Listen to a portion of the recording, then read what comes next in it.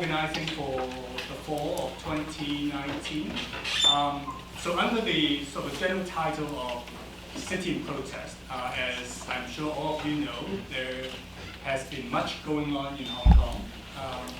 So of course when we planned this series, we were not anticipating of the protest in Hong Kong. We were thinking about more as a sort of retrospective, rethinking about the umbrella movement of 2014. So that was the original intention, to organize a series of events and discussions and conversations to think about Hong Kong, especially the umbrella movement. So of course events have taken a very different turn as we anticipated. But still, I think the general rubric that is thinking about Hong Kong, trying to get a sense beyond the headlines, trying to get a sense, a deeper understanding of Hong Kong is what we have been trying to do at UBC. The Hong Kong Studies Initiative is an attempt to provide offer courses on Hong Kong. We have courses on language, on Cantonese. We have courses on Hong Kong cinema, on Hong Kong literature, on Hong Kong history. And in the spring, we're going to offer a new course on Cantonese music, offered by my colleague in the music school. So we could say that UBC is one of the few places in North America that actually has a series of courses on Hong Kong. And so we are very grateful for the support of our colleagues, of our students, of basically anyone who has been behind this. So I also want to just say thank you to all our students helpers today and to all our events. Michelle, Katie, and Justin today. I also want to thank the various sponsors for the event. This event is generously sponsored by the Interdisciplinary History Research Cluster, which is a research cluster within UBC. The Department of Asian Studies, the Department of History, the Department of Geography, the Center for Chinese Research. So all these units are very supportive to help us bring Professor Pang over. So without further ado, I'm going to ask my colleague, Professor Chris Gray from Asian Studies, to introduce our speaker today. Thank you.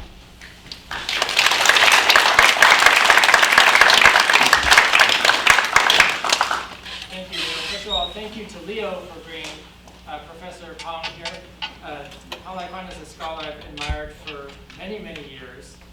I'm myself a historian, kind of cultural historian of early modern China, and one of her earliest book on the 1930s leftist film movement was a truly groundbreaking book that changed the way a lot of people think about early Chinese cinema. She followed that up with another book, The Distorting Mirror, about visual culture more broadly.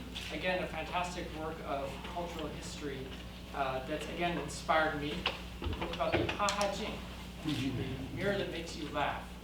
And, it's a very kind of topsy-turvy take on Chinese modernity. But I think it's easy to say that Professor Pang is one of the most prolific and versatile scholars studying China, the Cantophone, the Sinophone world, and one whose junior colleagues I kind of have some pity for, because he has set such a high bar for both quality and quantity of scholarship. I remember about a decade ago, I was at Chinese University of Hong Kong, and people whispering, just 3 books. And now, a decade later, she has doubled that, and also helped translate 3 of them into Chinese. And some for recent work on issues such as copyright, intellectual property regimes, and kind of the habitual interpretation of China as a deceptive place, a place that is a pirate, is not to be trusted. She's tried to shift that conversation towards one that also appreciates some of the creativity involved. So Professor Pang is a critic who is both a historian and is also deeply engaged in contemporary China and contemporary China in a global sense. So please join me in welcoming her to the stage.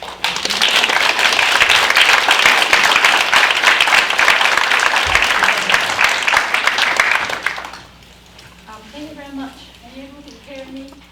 Very, very, very slide. No. maybe this will be better.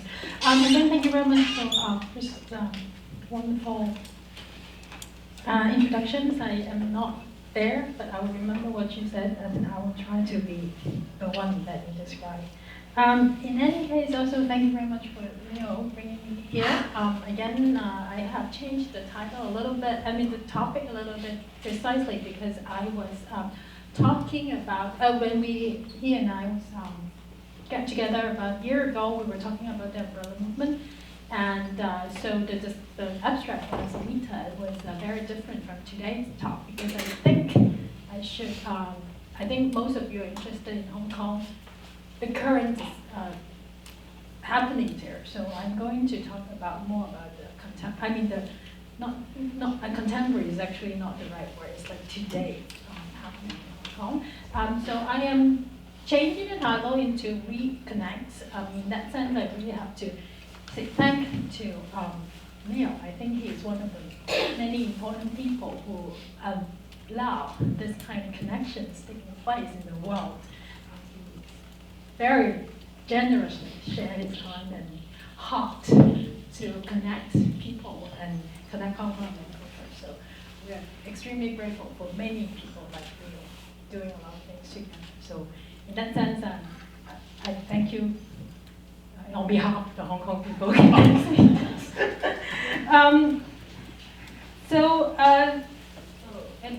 So this is the book that is going to publish in next year, and what I'm going to do is an update of the book that is not even published yet.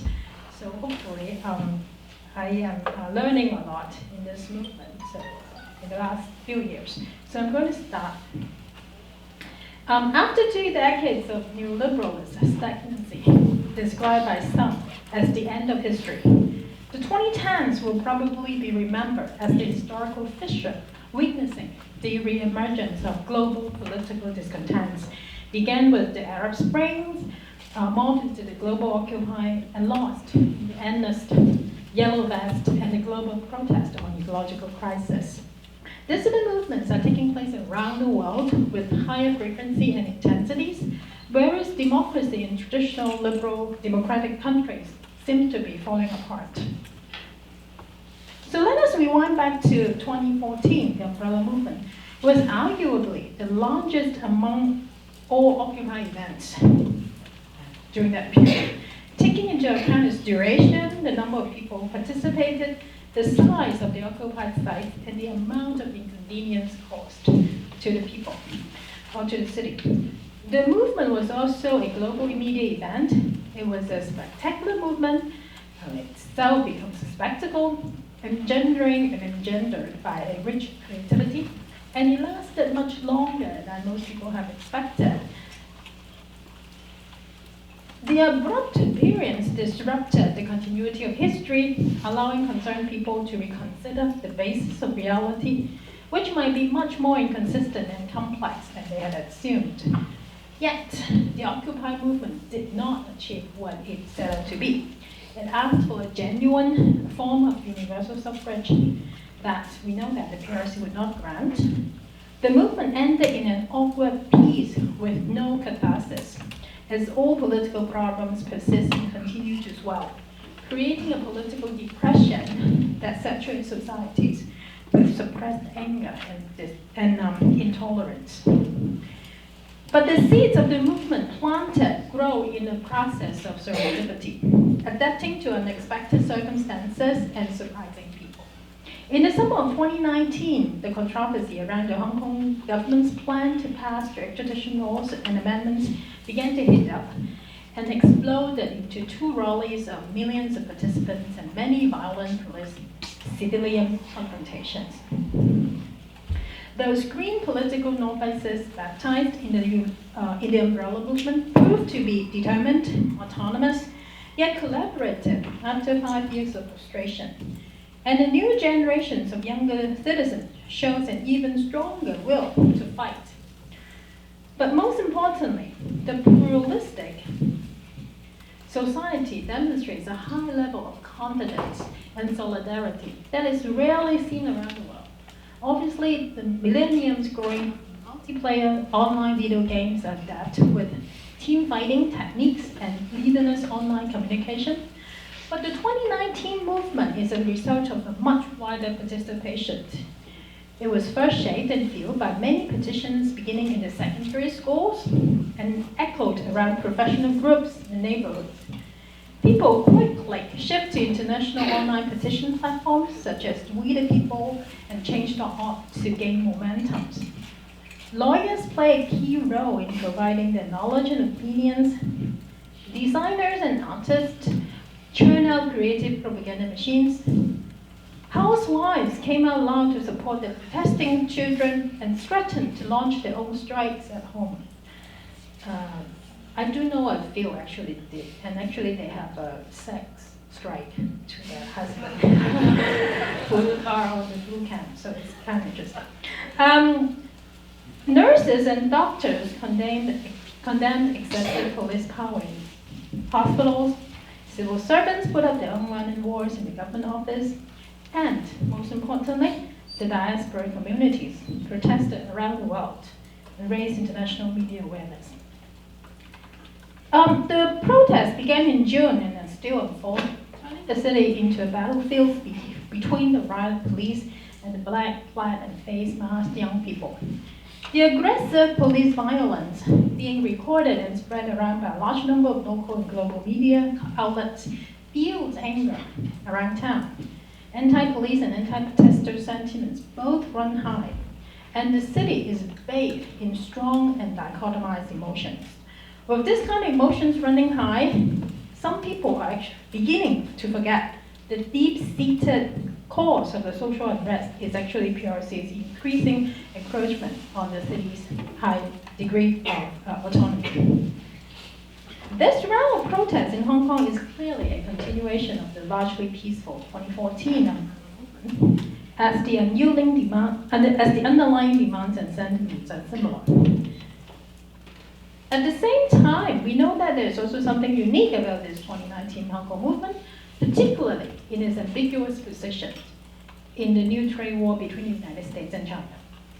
The Hong Kong protesters seem to be consciously placing the city amid such a grave international contest, allowing their own concern to be, so to speak, hijacked by global diplomatic tensions. To many critics around the world, this might signal the conservativeness of the Hong Kong protesters, who are ignorant of the global injustice the United States or the United Kingdom have created around the world. But let us imagine otherwise. While the Hong Kong protests unfold and intensify, Kashmir is also undergoing surprisingly similar struggles, with the largely Muslim population battling to maintain the autonomy of the region the Indian government promised. While the global limelight has kept the Hong Kong unrest alive by deterring the PRC from using its own military forces to end the protest, the Kashmir protests are relatively isolated, and the Indian government's repressions have been fierce and unwilling. Most sarcastically, the Indian government justifies its action in stripping the region of this autonomy in the name of ending the isolation of Kashmir, which, as people criticize, has allowed the youth to be misguided and radicalized. By revoking its self-rule, the Modi government claims to reconnect the region with India and the world. It is obviously not fair to compare the Hong Kong and the Indian situations, but I do want to emphasize how important global connections are in today's dissidence movement. The Hong Kong protests remind us of the tensions between local concerns and global connections. Most importantly, at a time when the current form of globalization is heading towards its demise, we need to rearticulate new forms of trans-local connections that can provide alternative imaginations and agendas to the world. Let us examine two major political slogans expressed in the movement: No Unfriend and Burning Together. So let's start with the first. Very early in the movement, the saying of no unfriend, which is literally meaning no mat cutting, is already widely popularized among the protesters on social media. Some of you know that cutting the mat is a traditional Chinese saying referring to the act of denouncing a friend. This strong self-urge among the protesters not to unfriend someone is actually a result of the lesson they learned from the umbrella movement, which ended with severe internal fights among groups with different political opinions. So this time the protesters have made the slogan, "No unfriend," almost a military mandate, constantly reminding each other not to fragment the protest community internally, even as individuals express different opinions. The second slogan, "Burning Together," 南朝, is heard in the latter part of the movement, when the Hong Kong government refuses to respond to the protesters and the Beijing government threatens to send the military force to Hong Kong to suppress the, so to speak, riot. The Hong Kong government officials and business communities also spread the idea that the protests are severely damaging the city's economy, which is already spiraling down because of the Sino-US trade war. The idea of Lam Chao increasingly gains currency among the more radical protesters as a response to these threats, to their PRC's military repression and the complete crumbling of Hong Kong's economy. They translate the Cantonese slang into the English along a famous line from the Hollywood blockbuster, which was the Hunger Games Mockingjay. As you can see, Lam Chao becomes, "If we burn, you burn with us."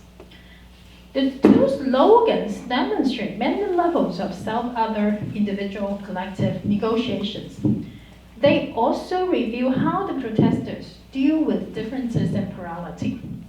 I do not read the Hong Kong slogans as reflections of protest coercion. Instead, I think they reveal how solidarity is difficult to achieve in any way, particularly in a city like Hong Kong. The protest communities by no means stand for the city's entire population, particularly when violence escalates, when the protesters are differentiating themselves by different political positions. Many of the more peaceful protesters, so to speak, they have a hard time endorsing the violent confrontation of the frontline protesters, who begin with throwing bricks, and starting with committing arson, and all kinds of things that we're increasingly seeing in the media. While a good part of the population, so to speak, the blue camp, remains unconvinced throughout the whole time with the protest and condemns the protesters. Hong Kong is always an extremely pluralistic society, and the recent protests might have further divided the people. Let's not romanticize Hong Kong as a people. This is indeed a leaderless movement with every protester an equal player, with leaders of the umbrella movement and the Hong Kong unrest arrested and sentenced to prison. Very few Hong Kong protesters are willing to reveal their identities during the confrontation. We all know that. Without leaders, the protest community resorted to online platforms and social media applications to discuss and push through motions.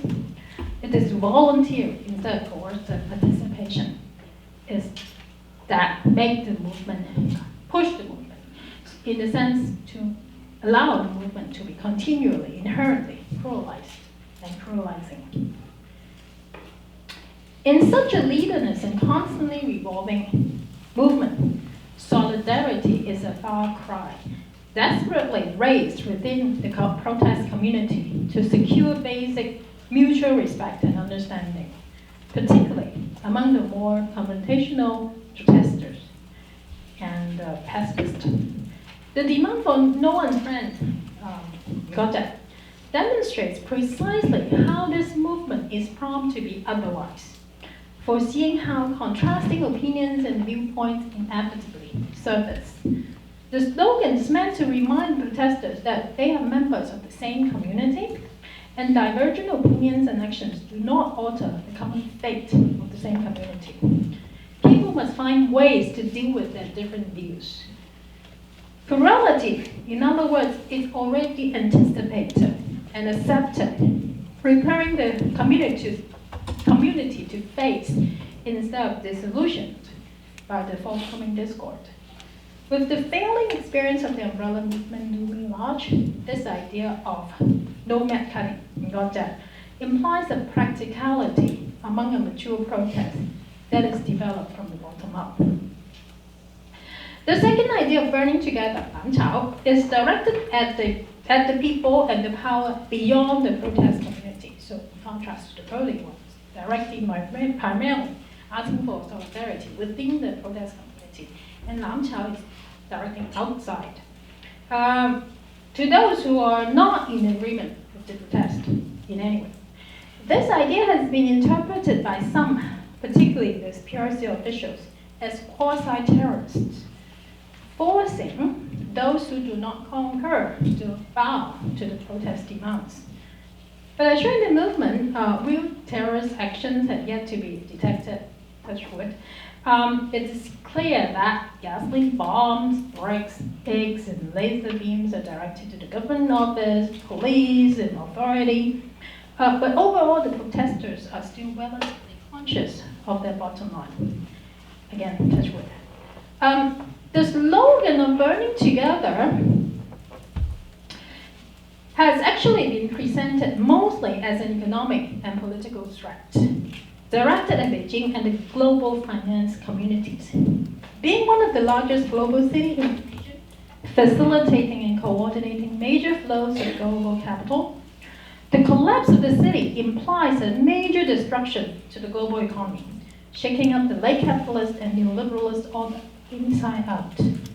Calling out Nam Chao, the Hong Kong protesters dares Beijing to send its military force to Hong Kong, which would end up destroying PRCs and the world's economic and political status quo. They also dare the capitalists to pull their investment from Hong Kong. To many people, a business exodus, supposedly happening now, means the death of this global city. But to many protesters, they prefer to see a new city rebuilt from the bottom up, instead of being a city completely controlled by Beijing. Instead of sowing totalitarian seeds, these demands for absolute union, I would argue, illustrate the difficulties of conducting a political movement in a global city when globalization is falling apart. By global city, I refer to those major international financial hubs coordinating the flows of global finance and trade that makes globalization possible. The idea of a global city was first popularized by sociologist Sasson, who in 1991 began to demonstrate how major cities were involved in global trade and coordinated the global capital flow. Entering the new millennium, when globalization becomes the status quo, the idea of global city gains currency in international relations and policy circles around the world. Different indexes and leagues of competition are developed, and cities compete for the honor, which supposedly will bring further benefits. With the rise of PRC's economic power, Hong Kong is poised to become one of the most important global cities in the region. However, if the governing logic in Hong Kong is to keep its global city status, the future of the city is now thrown into question, due less to the protests, but over the crumbling of the neoliberalist globalization. The event of the new Cold War could be understood as a result of the world's discontent with globalization, which only increases the gap between the rich and the poor and is unable to provide internal peace among nation states. Right-wing nationalism rises around the world precisely because globalization leaves behind not only the developing countries, but also the disenfranchised within the developed world. The rise of Donald Trump, as we know that, and the Brexit drama still unfolding, already show how the major countries who supposedly have benefited the most from globalization are suffering from the mechanism set back. In response, the PRC's leader repeatedly declared their faithful support of globalization, showing how the PRC is keen to take the lead in rebuilding the global order with its own interest in mind.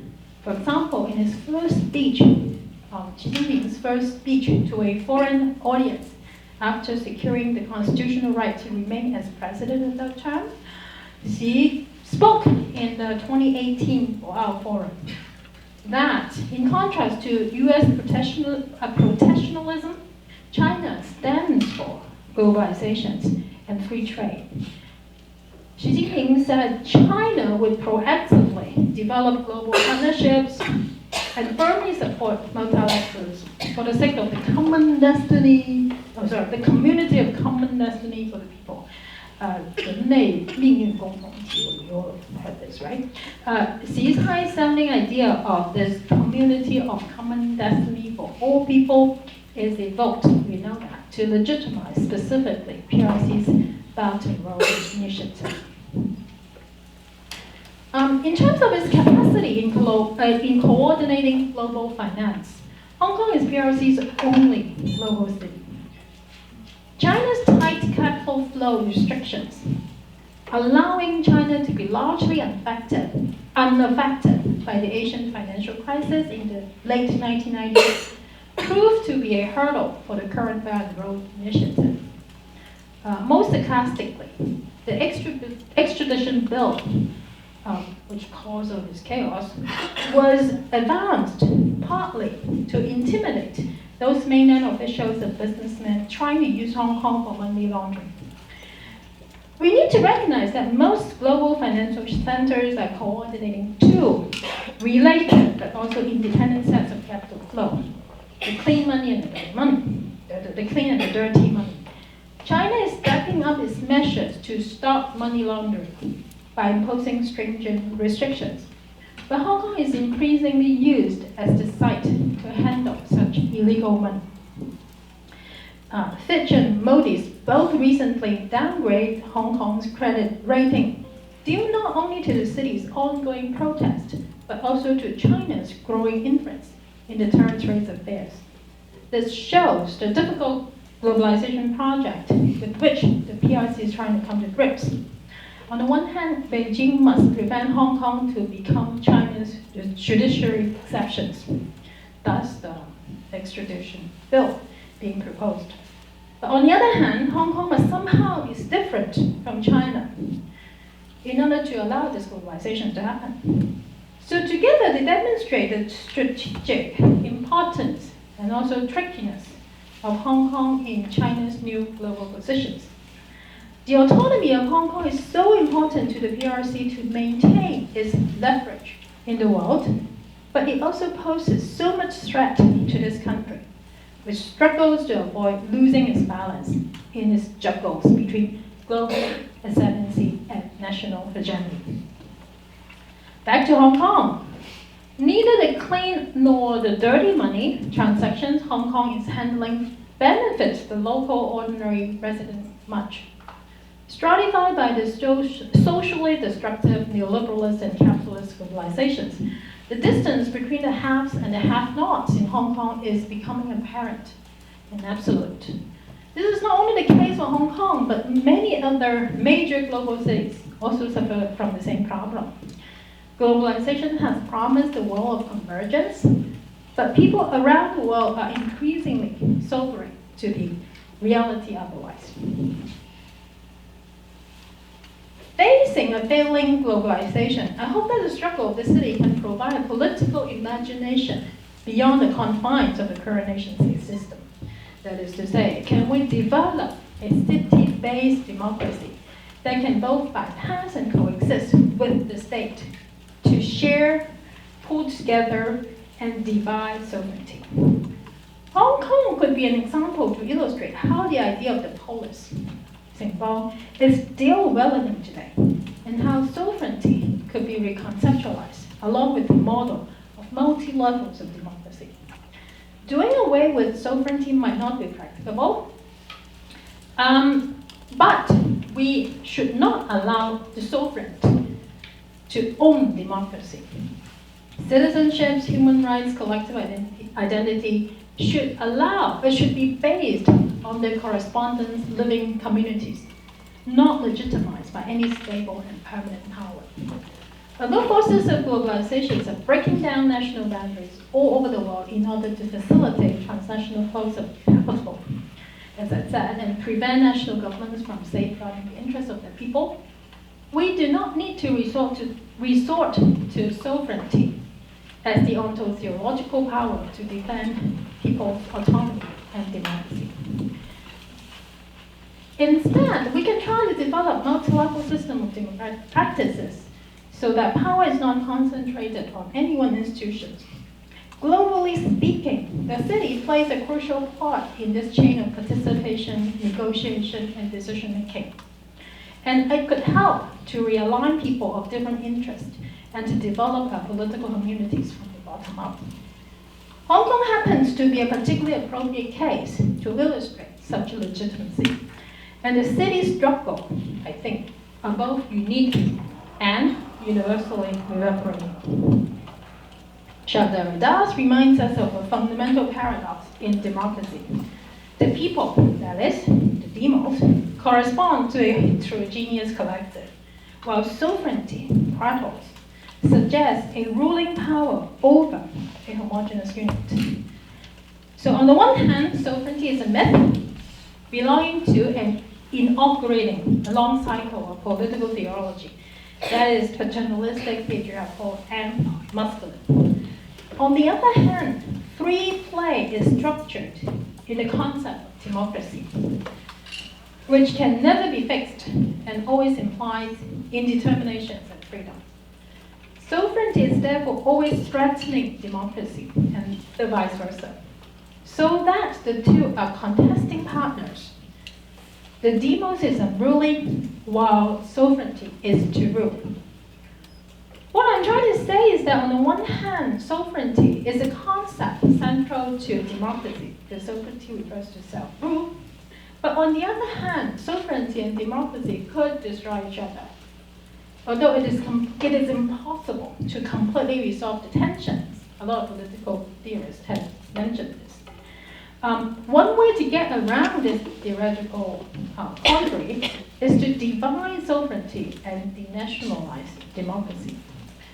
To return power to the people and to be inspired by many real practices, we do not need to give up the idea of sovereignty together. Instead, we can pluralize sovereignty, diffusing its functions and power to different democratic units. Through the proliferations of the site of sovereignty, the power of the state can also be demythologized. Although the idea of one country, two systems was not invented for Hong Kong, as it was first applied to Tibet, failed, the PRC willingness to share parts of its sovereignty with Hong Kong under the framework should still be considered as a bold step to engage in a unique federated nation-city coalition. However, the recent anxiety experienced by the PRC government regarding one country, two systems demonstrates how such sub-sovereign operations challenge and unsettle sovereign power. Facing a contractual partner who is going back on his words, many Hong Kong people think that they have a historical duty to demand that contract be honored. To me, what matters is neither one country nor two systems, but the simultaneous existence of the two, constituting a political space that allows multi-levels of deliberation, clashes of views, and decision-making.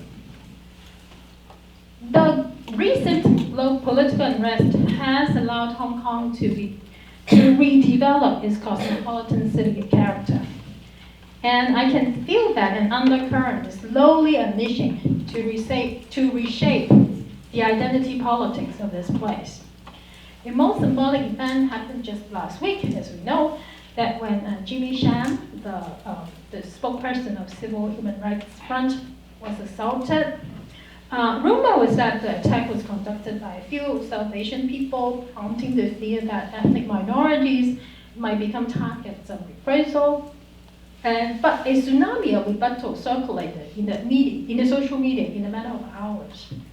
The protest community quickly condemned any suggestions of attacking the Islamic communities, and they celebrated the South Asian minorities as faithful comrades in the protest. In the subsequent protest, the mosque was actually attacked, we know that, but not by the protesters. Instead, it was the police who blasted the mosque with a cascade of blue tine from water cannon, which was condemned by the Muslim community as an insult to Islam. A group of local volunteers show up at night bell, clearing the pools of blue dye from the metal gates and other parts of the area.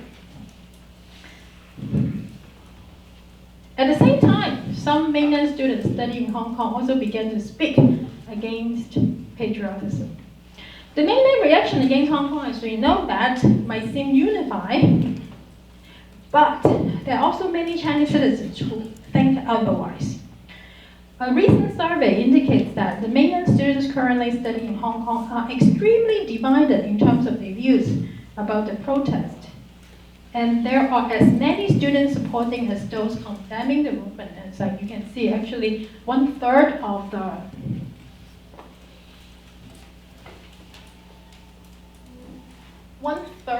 the respondents say they do not agree with the movement, and one-third are neutral, but one-third actually support the movement.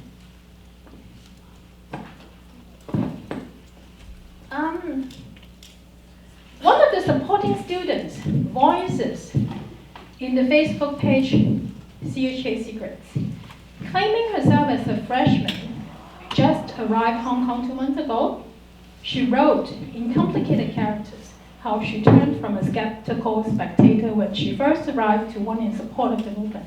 You probably shouldn't read this, this is too small. Okay? I just want to show you, it's like, there is such a thing. She refers to many different materials, from Rousseau to historical Chinese rebels such as Chen Xing, and then the Great Famine, the Great Leap Forward, to demonstrate her thinking process. And she's most angered by the commentary of People's Daily, calling all the CHK students as rioters. Indeed, not only her, but many other CHK mainland students, regardless if they support the movement, are angry of such claim, which might directly downgrade the value of the diploma. I think that's the main reasons of the anger. In any case, quickly, I'm talking in a matter of hours, her post attracts many criticisms from other Mainlander fellows, accusing her of being a faked Mainlander. Some even challenge her use of mainland foul languages as inauthentic. The next day, the same student wrote again. I was trying to take a screenshot of her other, the next post, but it disappeared. I guess he put it down. But in any case, I can describe it. Now in simplified characters, is a furious post full of curses, so many completely flooded with PRC curses, demonstrating how many of the materials she refers actually come from PRC's high school curriculum. She also reminds her readers that of a common Chinese saying, which is one's butt determines one's brain, right?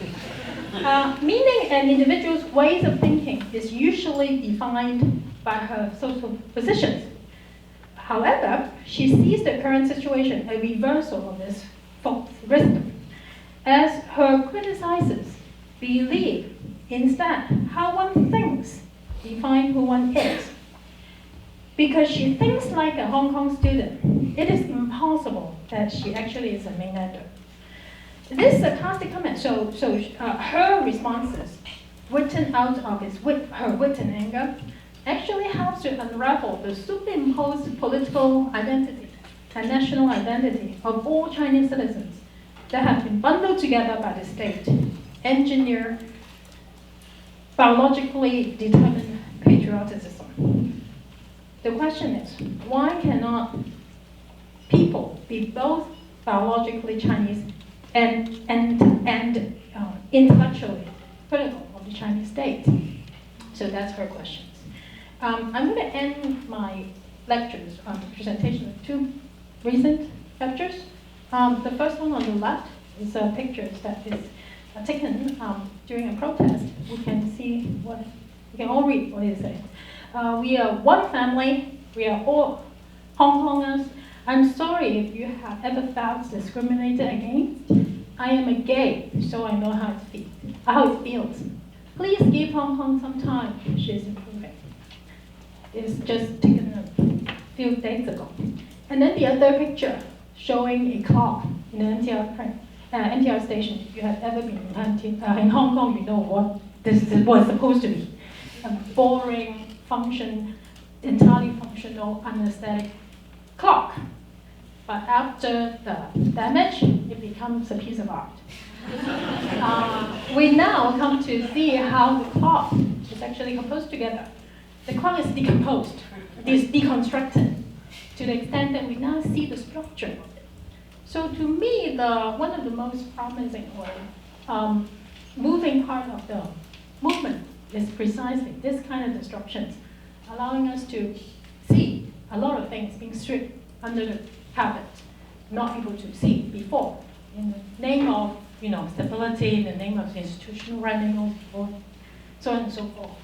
But I think this event also allowed us to see the city people, to see a lot of problems and try to rebuild, particularly in terms of, for example, identity politics, how we define Hong Kongers not as a group of biological or cultural essentialized people, but there are a lot of different people who come to Hong Kong as to build political community with political commitments. And I think this is something that Hong Kong is definitely trying to do. We hope it will end up in a positive way after all this disruption. Thank you very much.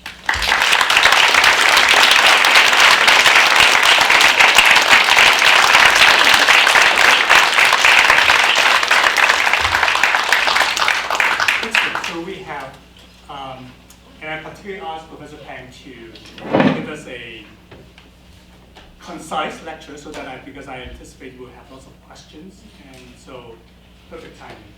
But let me ask, I'm going to ask the first question. Yes. The book is coming out. Yes. The book is coming out. I assume you didn't start writing the book in June. No. I guess my question is, what was the original plan for the book, or has that book changed as a result of what has been happening in the last 6 months? Thank you very much for the questions. It was definitely not planned. I mean, nothing of this happened. I was very fortunate because by the time it's all finished. I mean, the proofreading and everything is all finished. I mean, the whole thing is already dumped to the press.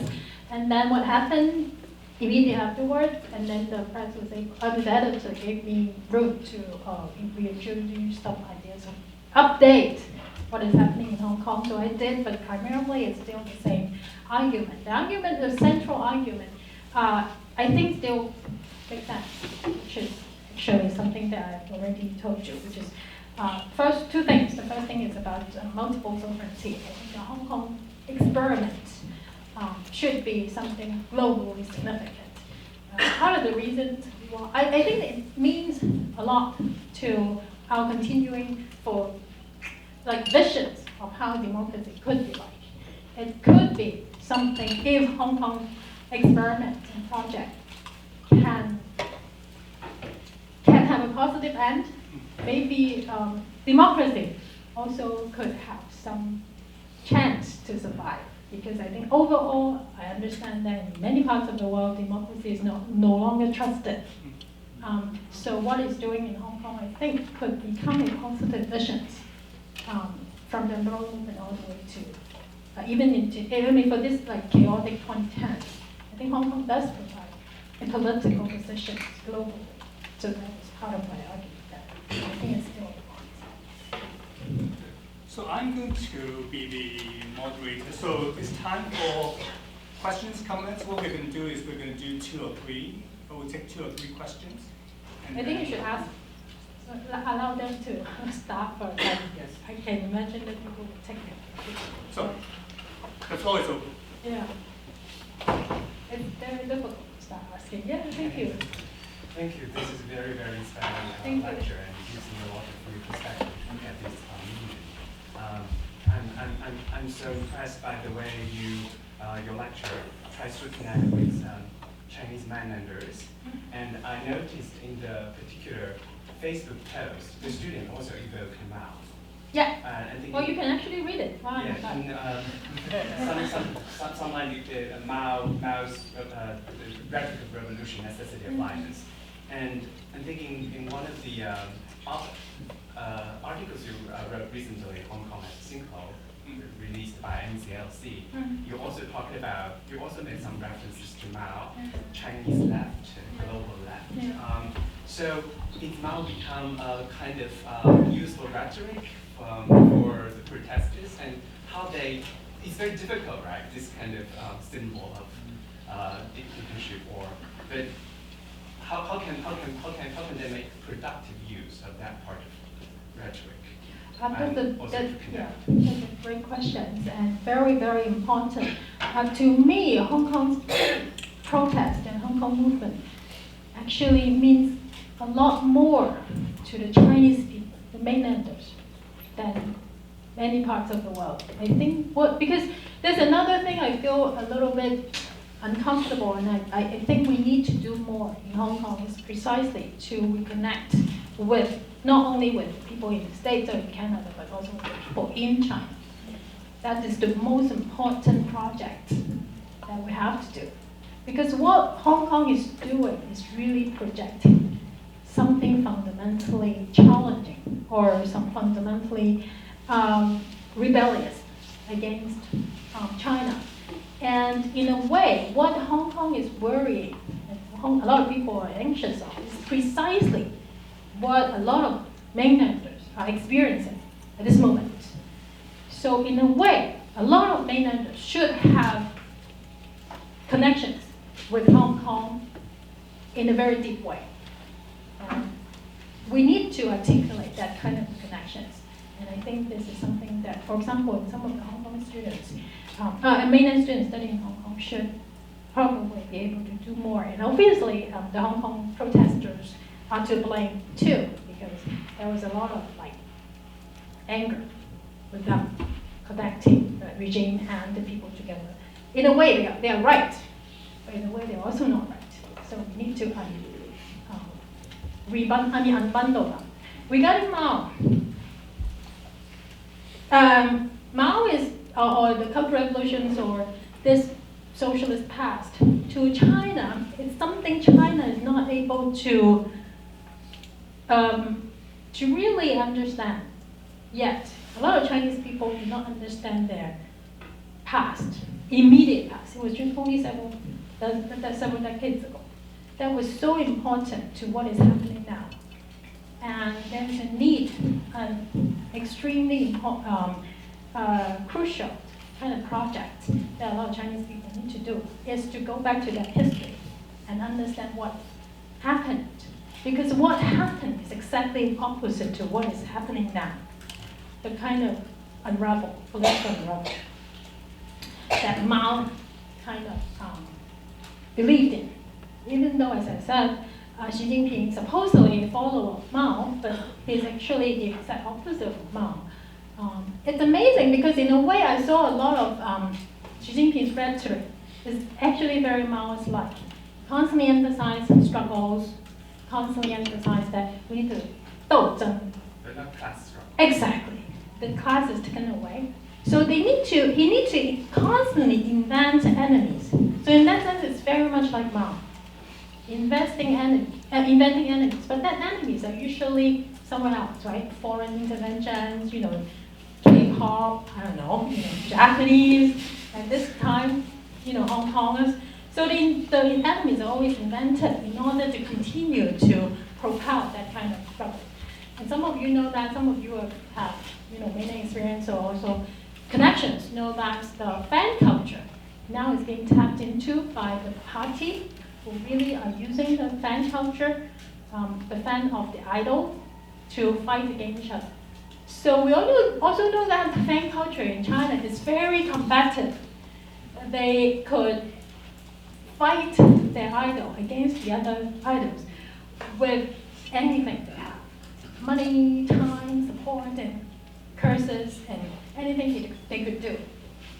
So this kind of battling kind of mentality is also very worrisome in China and this new generation.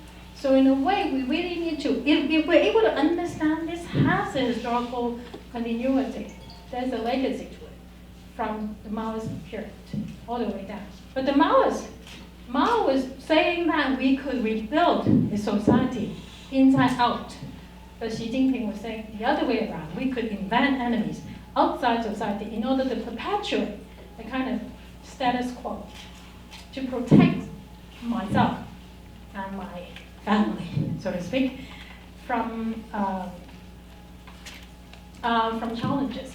So in a way, we are really talking about different but also very similar tactics in that sense.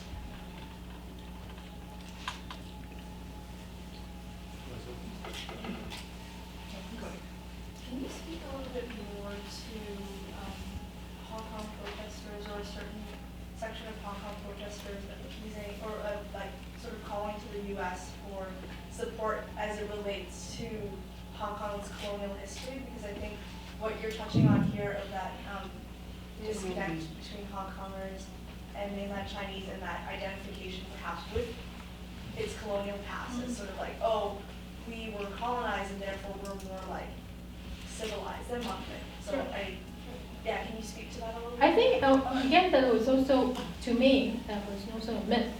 I don't think most of the Hong Kongers, this generation, know what colonialism is. I mean, seriously, they're not yet born. I mean, seriously. They're 14 years old being arrested, right? 14 years old, like, wow, millennium. I know, he's born in 2004, like, so how would they know what colonialism is?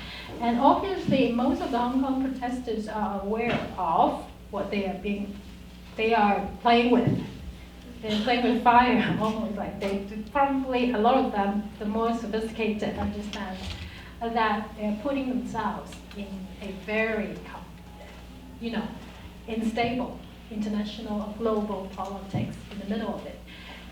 So globalization, like colonialism, UK, the US, and now Catalonian, there's a lot of discussions in Hong Kong to what extent the Hong Kong people should support the Catalonian independence movement, and to what extent that would actually anger the US, so on and so forth. There's a lot of discussions going on about international politics in that sense. So I think people are sophisticated enough to understand what is going on. In more so than they are just naively being admiring the USA and admiring the UK. I don't think that was the case.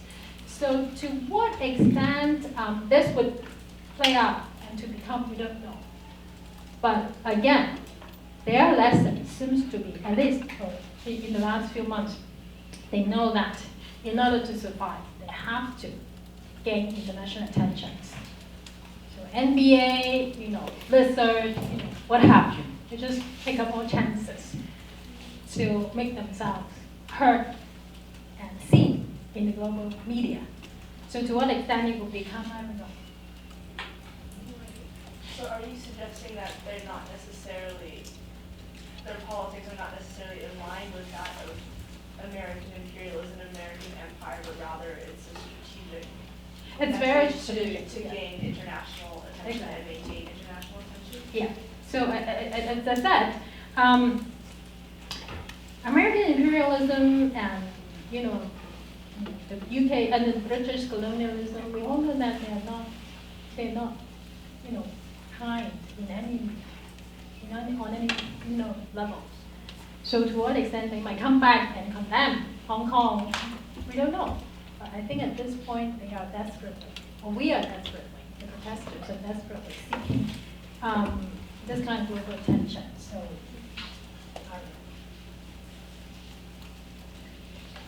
I was wondering why are they waving like the old UK flag and like the US flag, but you don't see the international UN flag? Why is it? because the UN has no use, come on. The UN is not going to do anything. If they didn't do anything, there's no use. But they can go back to the UK and ask the UK to revoke the joint declarations and do something. Right? So they are asking people to do something. So they just try and seek attention. It seems like the UN would be, because it's the whole world. You get the whole world, asking this question about the situation rather than, coming, to certain countries rather, and Yeah, but you know what UN did to many other places? I mean, of course, they can issue some statement, but look at the Kurds, look at Iraq, look at Syria. Look at many parts of the world. It's so desperate. I think the Hong Kong people know that. We know that. We could become another Xinjiang, right? The UN also condemned the PRC against the Xinjiang activities, but what use, right? So we could very easily become another Xinjiang. But so a lot of protests. Again, I'm not sure. I'm not as pessimistic as many protesters, the young people, but I understand their anxiety. And it's not that difficult to understand. So they would use many different means to prevent that to happen. So I'm very interested in your ideas about Hong Kong as a polis and how we can exercise multiple sovereignty. But in my opinion, a lot of places around the world could exercise or could make use of such a framework to build their cities. And my question is, how should we mobilize the voices of the people around the world to actually build a democracy that we are all looking forward to, and in the face of such authoritarian and such great power, what can we do? Yeah, I think that's a question worth asking to New Yorkers, Londoners, people in Tokyo, right? A lot of these global cities, Vancouver, I better not say it. I mean, there's a lot of things that the city can come out and say something, because it's the city who is in coordination of globalization. It's not, well, the country obviously under many names, the state under many names seems to be the boss, but we know that if economically it is the cities who are doing all this major coordination. So if the cities are able to, particularly the global cities, are able to do something together, we might be able to change the face of globalization and neoliberalism to a large extent. So if you ask me, if people in London, New York, Hong Kong, Tokyo, and Shanghai, probably not, you could come together and do something. Paris, might be a completely different way of conceptualizing the world. Then my question would be, how do we? No idea. Yeah. So, yeah. So,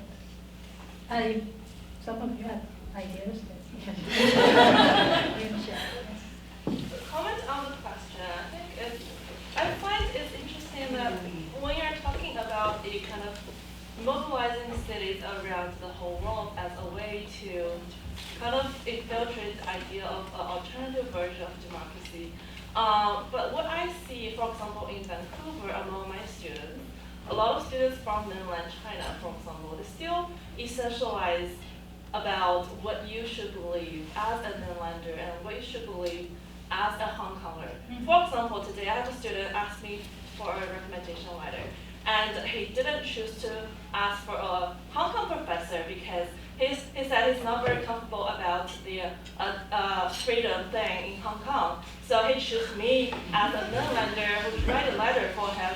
And it feels really strange and bizarre for me as being essentialized, because I myself is a supporter for Hong Kong's democracy, even though I'm from mainland China. So it's similar questions about how to mobilize and how to really brainwash or anti-brainwash those kids' ideas in the transnational setting, even though they come to Vancouver, come to New York to study. They get in touch with this really international environment. However, we do see that the really strong authorities in China that has a transnational influence to individuals, even though they're still living in those quite international cities. Yeah. So that's my question. And don't quite understand, but I know that a lot of people are beginning to do that kind of research and go to the education curriculum. I think last 10, 20 years, I think the CCP was very effective in shaping certain sentiments, nationalist sentiments, through there's this idea called the education of shame, and that has been telling the entire populations that last 100 years, century of shame, that only the PRC and the Communist Party is able to bring back the pride, right? The pride and the opposite kind of egoism and egoistic kind of like education was very strongly implemented. And also I think, so that is one thing that I myself was optimistic, because I couldn't believe. I mean, of course somebody would say this is a hint, or there's actually real evidence of a totalitarian state being seen in the PRC. I'm not sure. I wouldn't go so far. I think that the state is trying to do that. But at the same time, I'm optimistic, because I do think that one day they will see otherwise. Even they might give your students a few years. Okay, how many years he's been here? Or she has been here? I don't know. Yeah, no. I mean, hopefully, he will gain some awareness that how problematic it is. But again, we cannot be too sure, but I think I'm optimistic in that sense. Yes. Thank you very much for your talk. I have a question about, I assume you're familiar with the recent opinion poll between CUHK and Ming-Pao. And that particular data set, and I thank CUHK for making the data publicly available as well. I wasted my whole weekend doing data analyses on the data set. I wanted to get your take on sort of your interpretation of that particular data set. Because I'm not sure which data set you're talking about. So it was the wave 5 of their public opinion poll on various issues around the extradition law, including things you're like... talking about journalism kind of like... Yeah, that's right.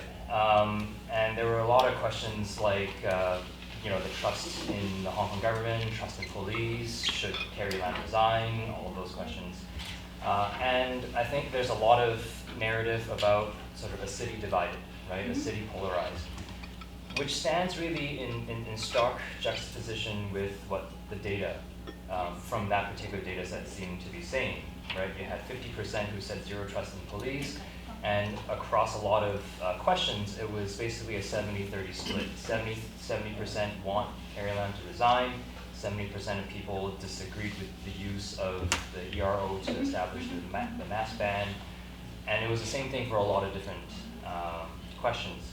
So it seems like those data are in contrast with this narrative that it's a city that is very polarized and very divided.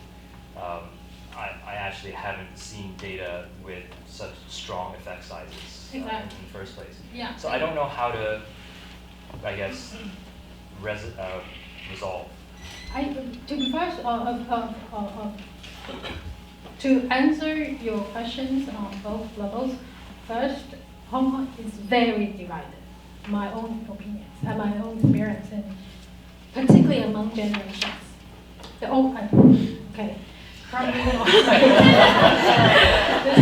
But the older generations are very blue.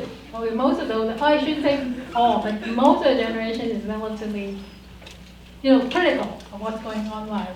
Almost the entire younger generations are supporting protest. So we are talking about, let's say 20, 30, 40% of people are still in the blue side.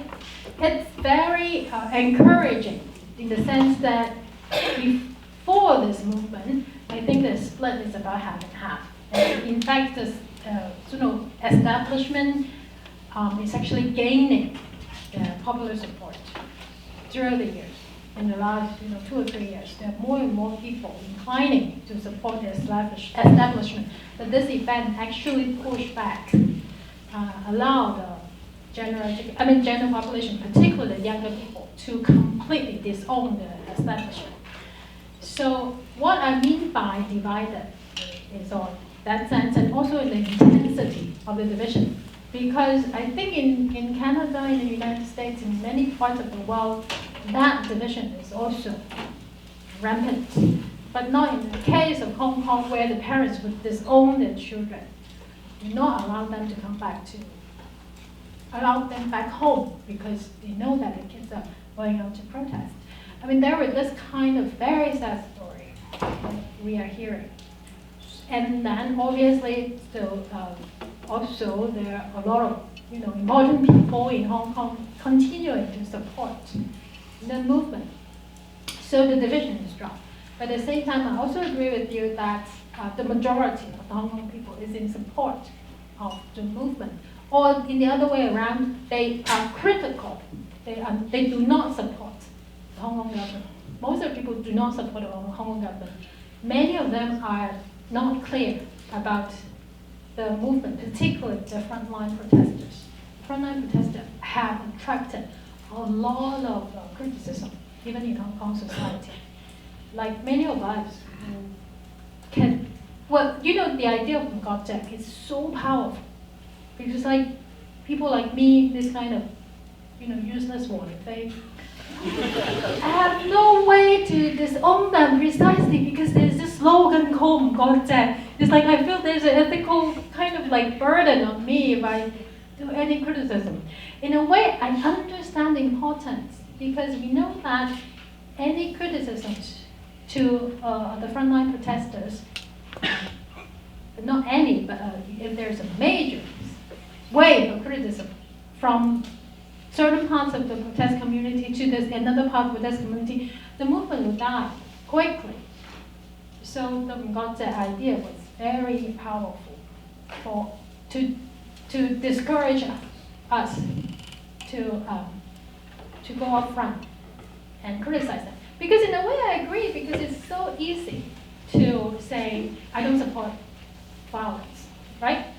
A lot of people would say, I condemn violence on both sides. I condemn violence in any capacity. It's so easy to say. But for those who actually put themselves on the front, who actually practice the violence with the anticipations of their own risking their own career, risking their own future, and risking their own life, because they can actually die. So the very easy condemnation of violence, it's so low in a way, in comparing to what they're doing there. So it's very complex. I think to me, this movement was extremely important to me, both emotionally and intellectually, because as an intellectual, I am asking myself all these ethical questions every day. How am I going to respond? And sometimes I just cannot so easily put myself in any position to say anything. That's a very important way to humble myself and humble a lot of people. So I'm sure I'm not answering your question. No, I appreciate that. I mean, my takeaway from your response is that there's polarization in that there's really entrenched camps on both sides. Yes. But the proportion of the population that is espousing those two entrenched camps is very much heavily favoring one particular camp. Yes. Which is the Anti-establishment.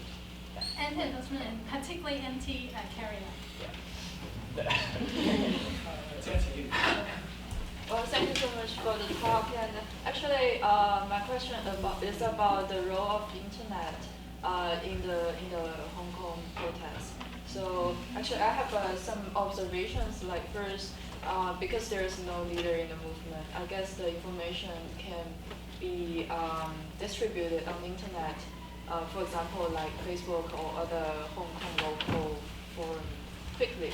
But the second thing is I actually see kind of two very close discursive circles, like one in Mainland and one in Hong Kong. And I'm quite disappointed that I don't see people really communicate with each other on the internet. On the internet, sure. Because we see like internet as something, as a platform for people to communicate, but people just refuse to do that.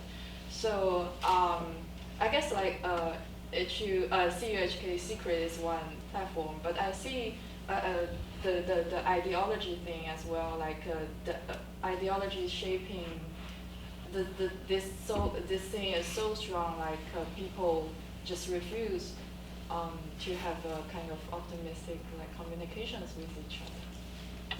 I think communication happens, but definitely not, particularly in China, definitely not on the internet. We know that the internet cannot be trusted at all as a representations of China's the people's actual view on anything, because there's so much censorship going on, so much control.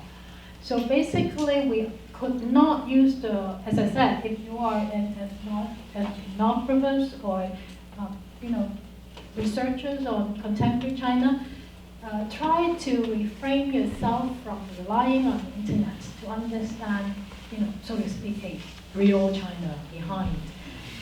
There's just too much distance. But of course, there's a reflection, in a way, reflection of the majority. But that majority is also very mediated. And then another thing about the internet is the kind of self-performance, right? We know that we say something in order to give people an impression of what we say. So again, there was a lot of mediation. It's almost like, as I said, performance. It's like, what kind of persona I want to put myself on.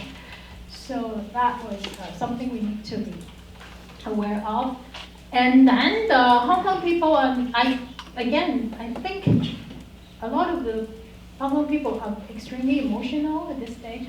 I hope that can be can levy a little bit as time continues.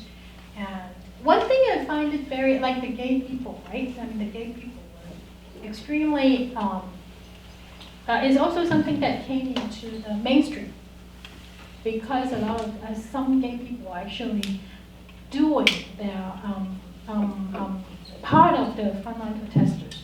I heard a story. Again, I'm not answering your questions anymore. But I read a Facebook, page, Facebook status, and then there's this man who was saying that I haven't been talking to my father for a year since I come out of closet, telling my father what my sexual orientation is. And so they have not been talking to each other for a year since that moment. But recently he has been out supporting the movement and doing a lot of frontline activities. And then somehow one day he began to talk to his father, because his father finally understood that his son is his son. His son is not going to be the son that he wants to be, because the father is a complete blue. Finally understanding through this kind of like collective therapy and collective trauma. Suddenly he realized that this guy is himself, and I have to accept him as if he is an autonomous person. So they started to talk. So it's through this protest, collective experience of the entire people in the city, and people started to sort out their own personal problems. So again, there were a lot of positive stories that we are hearing, a lot of negative stories, very sad. But at the same time, there are also good stories that we are hearing. So again, I do believe that by this kind of complete, kind of like upside down, we might be able to find something new. So in a way, I do hope that you see this movement as a new chance for the Hong Kong people and the mainlanders, particularly the younger generation, to start talking. Probably not now, but let's hope that there are possibilities. I was just wondering, and partly sort of like tying into your question about statistics, is there a sort of division or in terms of like you're at the university and like the types of that different faculties and disciplines and their respective support or disagreement with the protests? And the reason I ask is like we see lawyers, the doctors come out to like support the movement, but you never see the architects, the planners, the people in the business school come out. Architects came out. I think I think some of them. But I wonder if there's that kind of, I don't know if you've done that kind of statistical analysis or something like that. No, the data set didn't divide it up like that. Like the data set was really just sort of broad-based political affiliations, but it was by age. And they also had age, but they didn't have like this person said this and this person was 20 years old and whatever. Yeah, they didn't have that. So. Like I've got some family friends who live in Hong Kong, and the kids are like much younger than I am, like they're in their 20s, and they're in, one's an architect, one's in business, and they actually would support, they're pro-establishment. And they're very young because like they keep on hopping on about this thing, stability. And, yeah, I'm sure there are these kind of people. But in terms of disciplines, it also depends on, the career, so to speak, depends on how frequent and to what extent they are involved with China. Yeah, exactly. Like you were saying, architects and a lot of those, construction kind of related career have a lot of connections in China. Well, so, even here, like I work as an architect city planner, and it feels like a lot of it comes from that flow. You don't hear people talk about those issues. Like those disciplines are completely depoliticized. yeah, exactly, because they are they know that by depoliticization is the best way to do business. Right? You cannot keep asking them political questions or keep asking yourself political questions to continue to do that kind of, a lot of things. So almost your question is like is to repoliticize a lot of the Well, sort of like to answer your question, there actually were a lot of petitions from different businesses. There were architects that would co-sign a petition, but a lot of the times they wouldn't put their names on there because they're afraid of the CCP. yeah. So, yeah, I think it's hard with regards to the white terror that everyone's facing, right? So,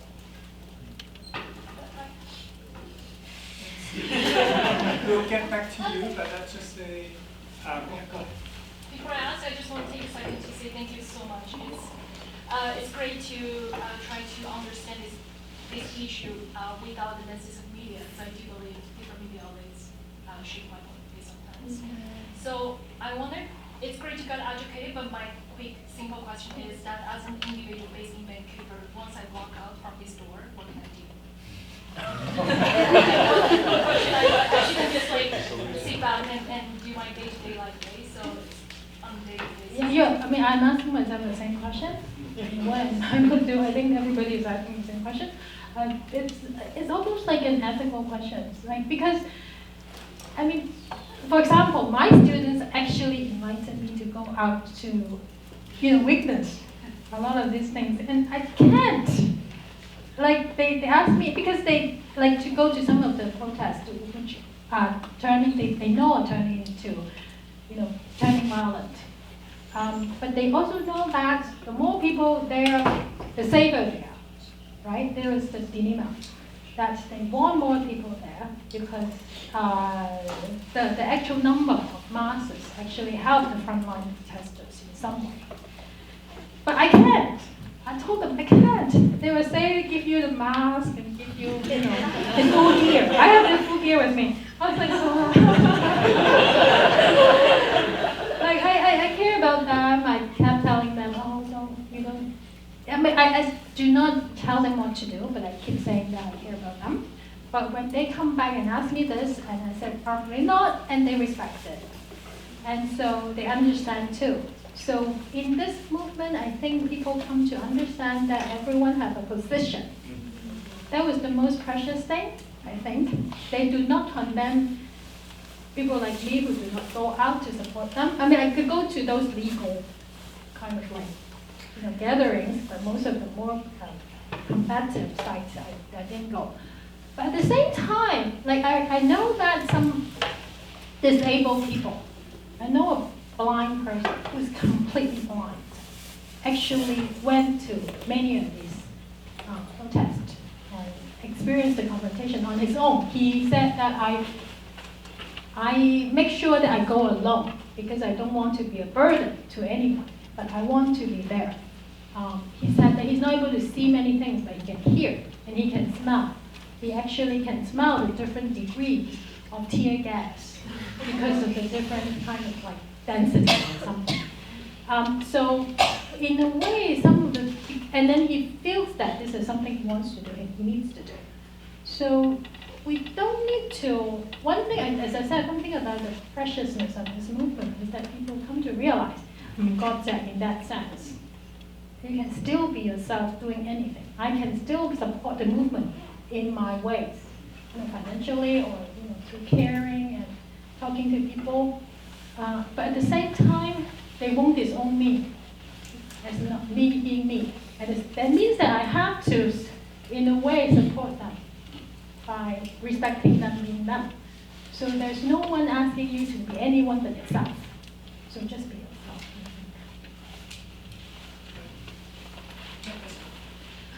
Thank you for your talk. It was really great. To that end, I am writing my master's thesis on the topic of protest art. So that's how I'm contributing anyway. But my question related to, I guess, my own research is the idea of I see this aesthetic unity in the Hong Kong movement that we've never really seen in other protest movements. Just like the ubiquity of certain signs, the umbrella, the slogan thing. What is it about Hong Kong's culture that fostered it to be such a creative space for artistic production? I think that artistic production has come out of these two movements of relevant. The turn one is almost unparalleled. You've never seen a movement work so fast, so efficiently, and so uniformly. So what is the making Again, there is definitely a continuity between the umbrella movement and this round of protests. But at the same time, I also see differences because during the umbrella movement, there was actual site being occupied, so people actually sit there doing nothing. So they have a lot of time to carve their own work. So they have major statue, and then there's a lot of like performance and so on and so forth because they just have nothing to do. But this time it's quite different, or probably opposite. It's so fast, like the water, right? So we cannot stay in anywhere, in any place. So the speed actually reflects the nature of this movement. The speed they churn out, creating materials, propaganda materials. But I think it's also a very important part of this movement is that people understand the importance of propaganda, the importance of image, the importance of projecting a certain image of this protest to people in the city and people outside the city. So they are very, again, that's one of the most amazing thing about this leaderness movement. There's a lot of divergence, but at the same time, people tend to be in concord on a lot of different things. There's almost no discussions going on, but then people just do it. There's a high level of awareness of what should be done and what should not be done. So a lot of things that you are seeing really reflect the nature of this movement and how much it reflects Hong Kong people as a creative people. I don't think so. Everyone can create it when you're stuck in their positions. There are also a lot of designers. In Hong Kong, a lot of designers in the diaspora. We know that in many different parts of the world, we also see many beautiful, amazing propaganda materials too. So, I mean, for this particular movement.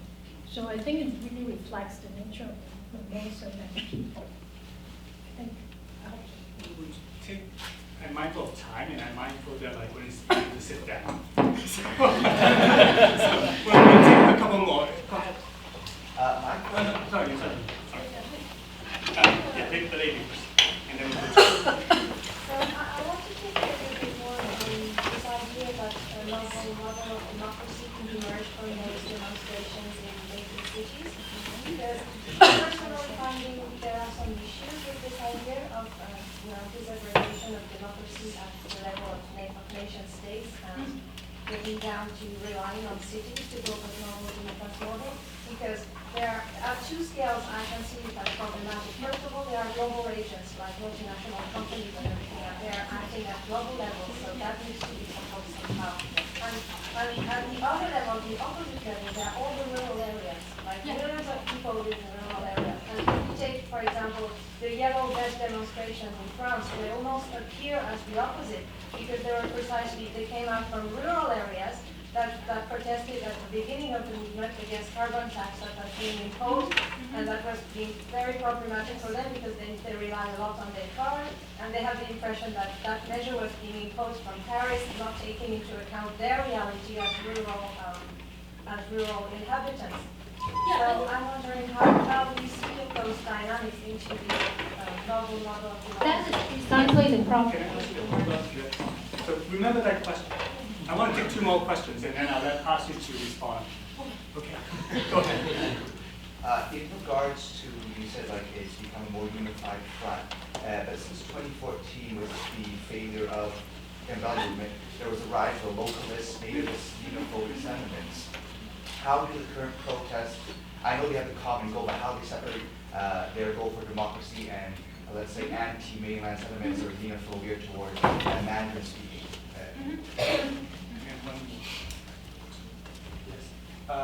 How willing is the central government to really prevent democracy from flourishing in Hong Kong? Beijing, you're talking about?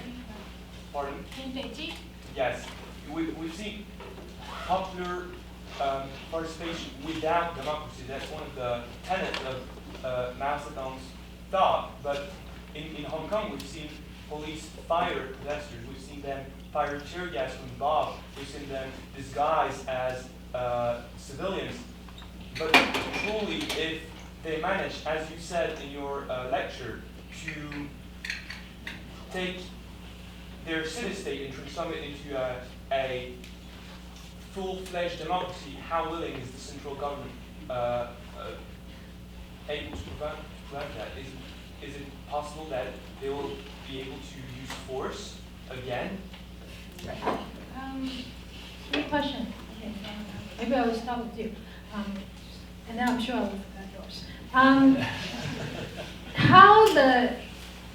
It depends on the political wisdom of the leaders.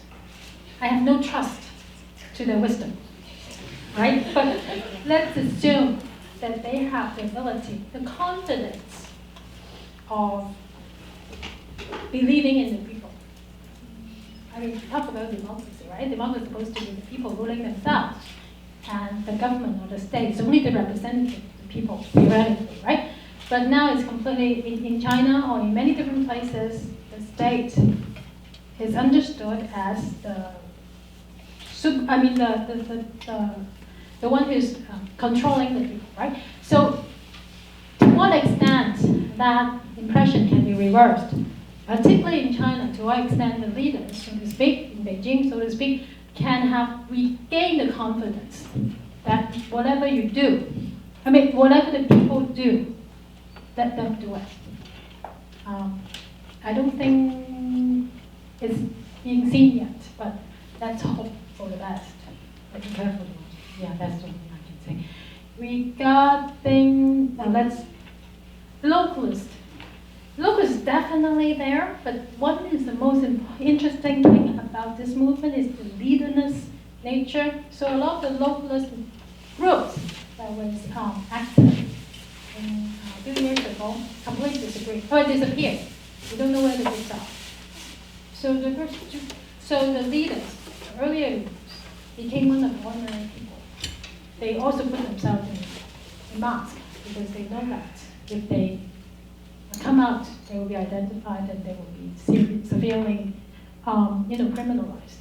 So a good thing about this is the leaderless movement, in a sense that a lot of things cannot be easily manipulated anymore.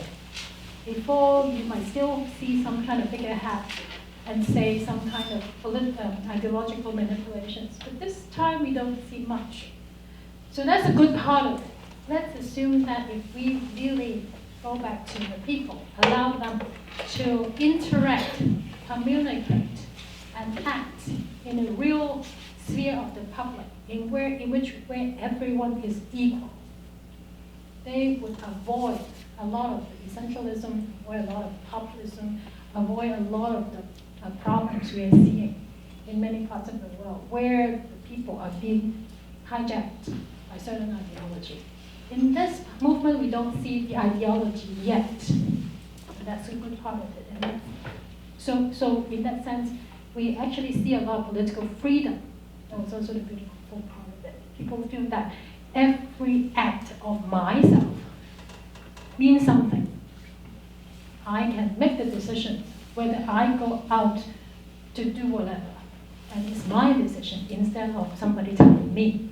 So that was, in that sense, I think the localism definitely there, but how it's going to evolve would be interesting to see. The rural, yes. There's a lot of people talking about this too. I think criticizing the social disparity, particularly between the rural and the city. But that's exactly what the city needs to do. The city people and people occupying the city needs to have some stronger awareness of who they are, the kind of resources they maintain, and try to understand how the national constituent or the global constituent are likely to be. Precisely because they are the people who are privileged. So they need to have the awareness. And in order to get them to receive that awareness, is really to infiltrate hope and certain kind of new democratic kind of awareness. Once they come to understand that, they are able to understand complexity of the geographic and the physical differences among different parts of the nations. That's simple answer. I think we should draw it to a close. let's give a round.